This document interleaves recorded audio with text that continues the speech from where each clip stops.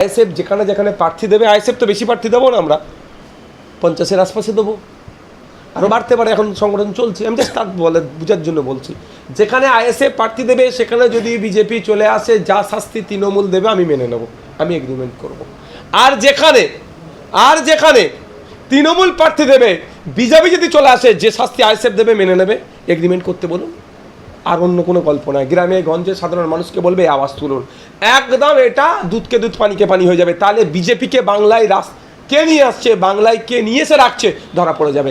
যদি এগ্রিমেন্ট করে তাহলে কোনো সমস্যা নেই, না এগ্রিমেন্ট করা মানেই কি বিজেপিকে ওরা ভোট কেটে বিজেপিকে সুবিধা দেবে।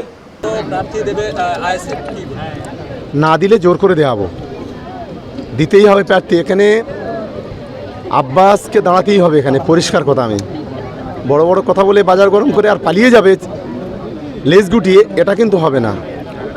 হয় আব্বাস, নয় নওশাদ, নয় ওদের দুটাটা আরও কমরেড আছে, তাদেরকে দাঁড়াতেই হবে এখানে। আমরা না দাঁড়ালে কিন্তু আমরা গিয়ে ফুরফুরা শরীফ থেকে জোর করে এনে এখানে দাঁড় করাবো।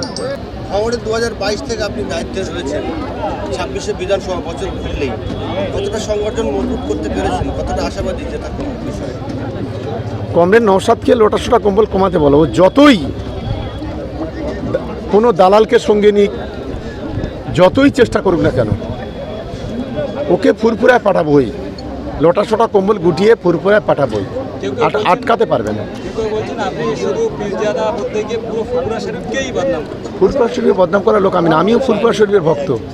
আমি ওই 3-4টে দালালের বিরুদ্ধে আমার লড়াই। এই লড়াই আজ নয়, যত দিন বেঁচে থাকবো ততদিন আমাদের এই লড়াই চলবে। যতই বেশি বকবক করুক, যাই করুক, ওদের হিম্মত থাকে, বুকে পাটা থাকবে, আমার বিরুদ্ধে এসে দাঁড়াক ভাঙড়ে কিংবা কেনে, তবে ওদেরকে বাপের বেটা বলবো।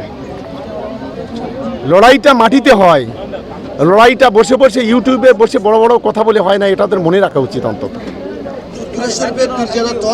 আপনার সঙ্গে তার দয়রম যথেষ্ট ছিল। আমি নিজেও দেখেছি বিভিন্ন আপনার কর্মসূচিতে, রাজনৈতিক কর্মসূচি না এলে এমনি কর্মসূচিতে এদের সম্পর্কে কথা বলে নিজেকে ছোট করব না। কোথায় আঙুল উঠলো তৃণমূল কংগ্রেসের উপরে, এ তো আমি বুঝতে পারছি না। আমাদের আঙুল তো ঠিক আছে, তো উঠছে কোথায়?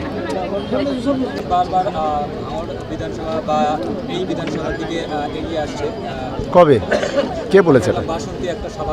করতে পারে আমাদের দলে, আমরা একই দল করি, করবে তো অসুবিধে কী আছে?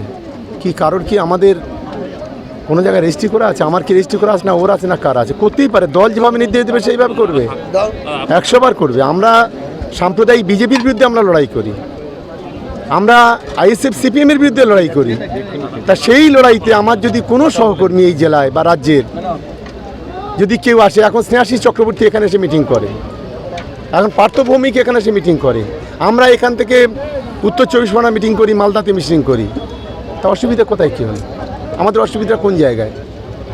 এভাবে দেখো, একটা অংশের মানুষ আছে বাজার গরম করছে, খুব বেশি লাভ হবে না। বাজার গরম করে যার যেখানে দায়িত্ব দেবে দল, নিশ্চিতভাবে সে যেখানে কাজ করবে। পূর্ব ক্যানিং 2 নম্বর ব্লক, এখানকার মানুষ সব সময়ের জন্য তৃণমূল কংগ্রেসের সাথে আছে।